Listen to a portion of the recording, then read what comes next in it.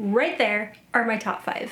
This video is not going to be the top fantasy that you might find if you did a Google search of the best fantasy of all time. It is going to be my top 5 favorite fantasy books / series, and I will tell you why I think they're some of the best. These aren't in any particular order, so I'm not ranking 5, 4, 3, 2, 1, but as of right now, one of my top 5 is the Liv Ship Trilogy by Robin Hobb. This is actually the 3rd book in the trilogy. I wish I had the 1st, but I don't. Of all the Realm of the Elderlings, which is her super long series that she's been working on for decades, I have read the Farseer Trilogy and the Liv Ship Traders. So if they get better after this, I will update this list later, but of those 2 trilogies, I think Liv Ship is superior. This trilogy mainly follows the Vestrit and Haven families. They are a trader family.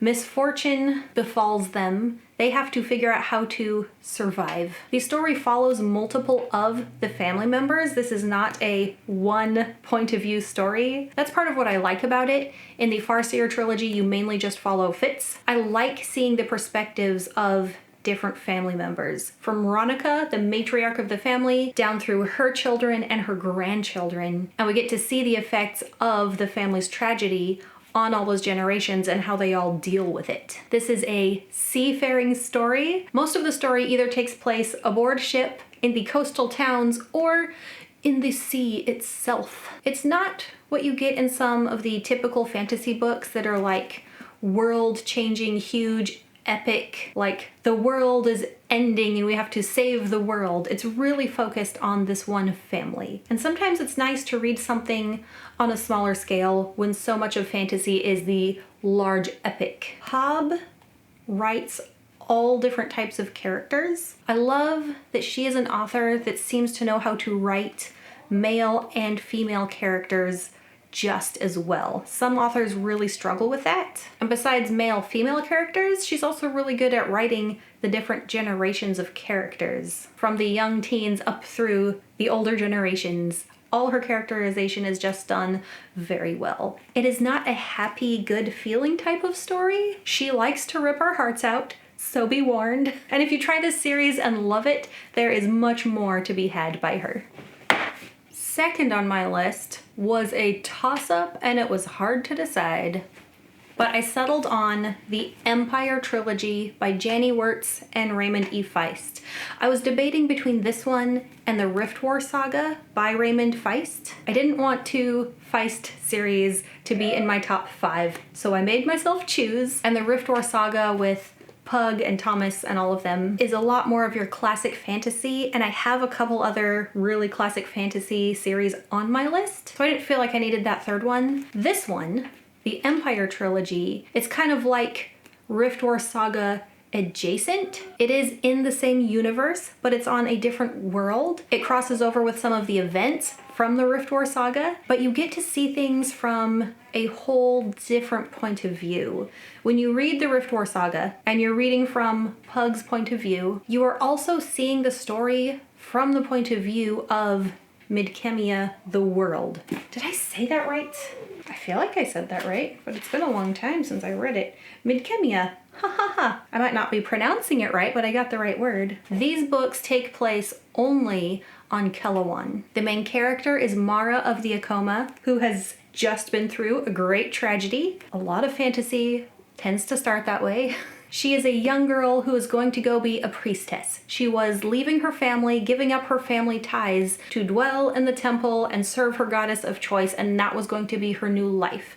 Because of the tragedy in her family, she had to leave that behind and just completely take over her entire family's estate, the fortunes, and her entire life is a struggle and a fight. Her world is very feudal. The different clans are led by the warlord, but she is not a warrior or a soldier. She has to use her brain, her wits, her beauty, everything that she has available to her to survive and then try to thrive and to somehow take down her biggest enemies who seem too big. This is more of a single point of view story. You really just follow Mara. I also like, as a woman reading fantasy, that there's a female protagonist. When I first got into the world of fantasy, I didn't encounter that as often. This was one of the first big epic fantasies with a female lead that I read, and so there might be some nostalgia there. There's definitely nostalgia there. But I also think she's well done. She's trying to make her way through really, really strict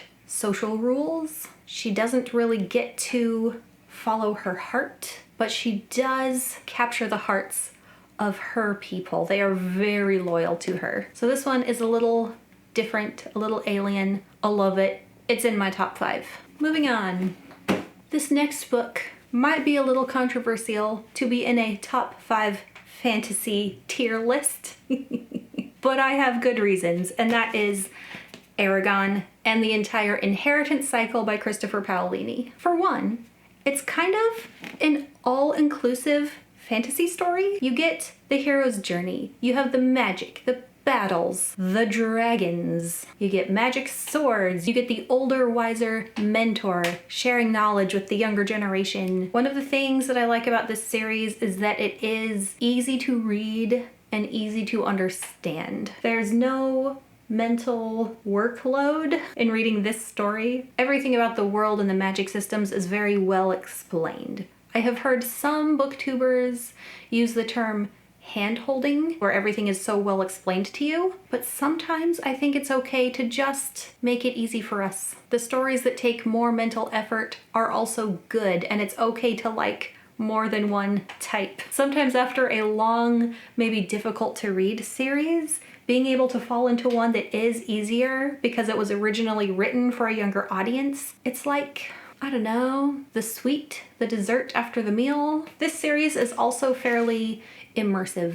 Some might say that it can get really slow, have too much fluff, way more detail and extra scenes than is necessary. I might agree, except that all that extra stuff is well done and it immerses you more in the world. You feel like you're a part of Allegasia. I'm in the middle of a reread of the series and I'm partway through Brizinger, and there is a wedding, and instead of just saying, and later that day the wedding happened, or whatever, it could have been explained in a couple sentences.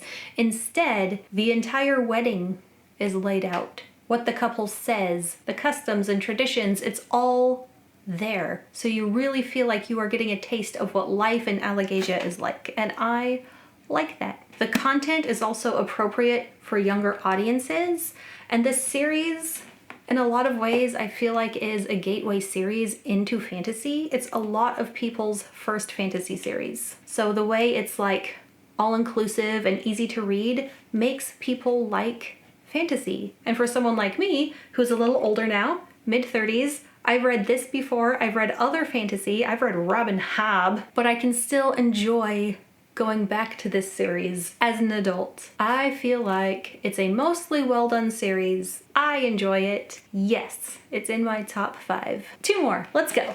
An author who is now one of my favorites, who I only discovered a few years ago, Mr. Brandon Sanderson, the Stormlight Archive, the first book of which is The Way of Kings, is one of my favorite series of all time. It is towards the top of a lot of those tier lists of fantasy books, and for good reason. For one thing, it feels new and different and interesting.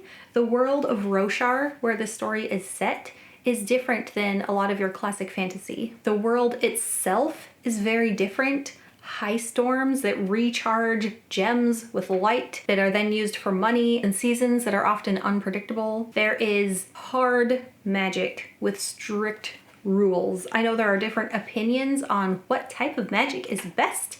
I like hard and soft. They go well with different type of stories. For a story like this, where the magic is so integral to the story, having strict rules can work because the characters have to kind of figure out how it works. What are the limits? Let's test those limits. And the scale of conflict in this series goes from very, very small scale personal conflict within each person all the way up through the world and the Cosmere or the universe. The main character in the first one, Kaladin, is a character that a lot of people identify with because of his personal struggle, including myself. I can identify with him quite a bit, but he's not the only main character. This series has a lot of point of view characters, a few of the main ones that you spend most of your time with, plus just little bits here and there of other characters from the world, so you can see more of what the world is like, what other people who live there think and what they do. Background characters that just add depth and flavor to the world in which this story is set. And I love that we get characters that we can really care about.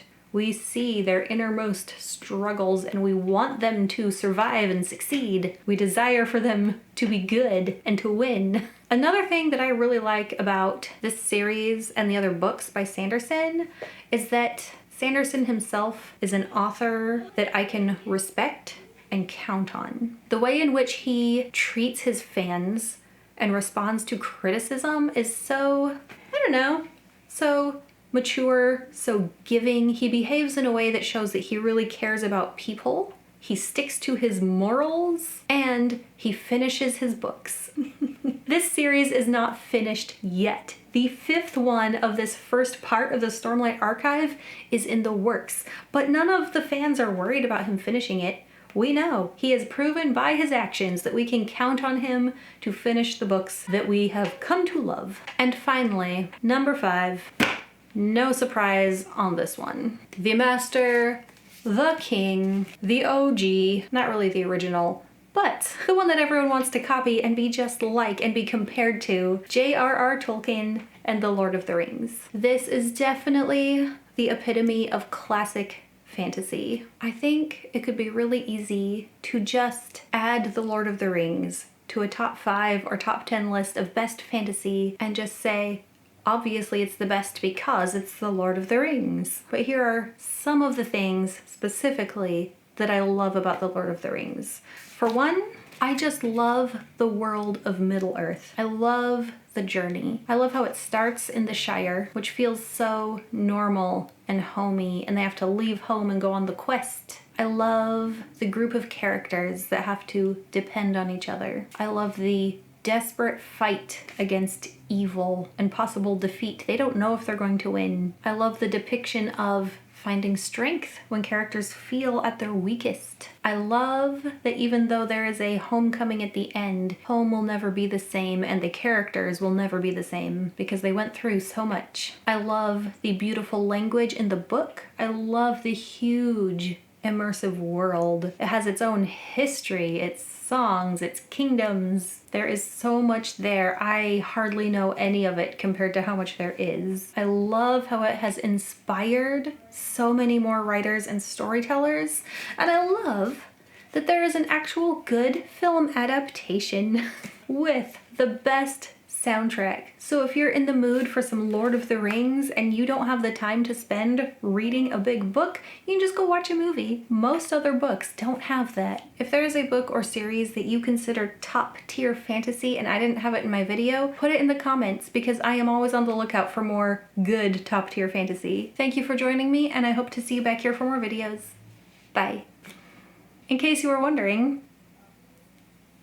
it is Nightblood from Sanderson's Cosmere.